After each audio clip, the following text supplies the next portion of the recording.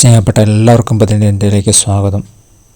അവൻ്റെ മേൽ കൈവച്ച് ശൗലേ സഹോദര, കർത്താവിനെ അയച്ചിരിക്കുന്നു എന്ന് അന്യാസ് പറഞ്ഞു. പ്രവൃത്തി 9:10 വാക്യം. ദൈവം ഹൃദയങ്ങളെ മാറ്റുമ്പോൾ മനോഹരമായ കാര്യങ്ങൾ സംഭവിക്കുന്നു. അതൊരു പരിവർത്തനം ദൈവം 2 വാക്കുകളിൽ ചിത്രീകരിക്കുന്നു.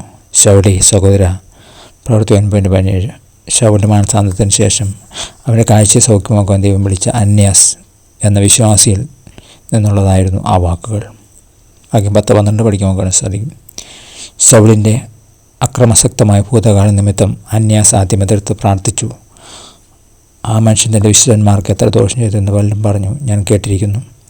എന്നാൽ അന്യാസ് അനുസരണയോടെ പോയി. അവൻ്റെ ഹൃദയം മാറിയതിനാൽ അന്യാസ് വിശ്വാസാൽ ഒരു പുതിയ സഹോദരനെ സംഭവിച്ചു. ശൗൽ പൗലോസ് എന്നറിയപ്പെട്ടു. യേശുവിൻ്റെ സുവാർത്ത ശക്തിയോടെ പടർന്നു. യഥാർത്ഥ മാറ്റം അവനിലൂടെ എല്ലായ്പ്പോഴും സാധ്യമാണ്.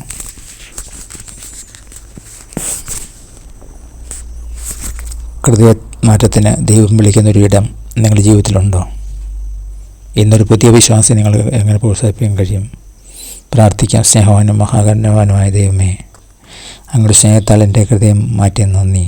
അത് മറ്റുള്ളവർക്ക് വ്യാപാൻ എന്നെ സഹായിക്കണമേ. Thank God bless you. പുതിയ ദിവസം പുതിയ അനുഭവങ്ങൾ ദൈവം നടക്കട്ടെ. God bless you in Jesus name. Amen.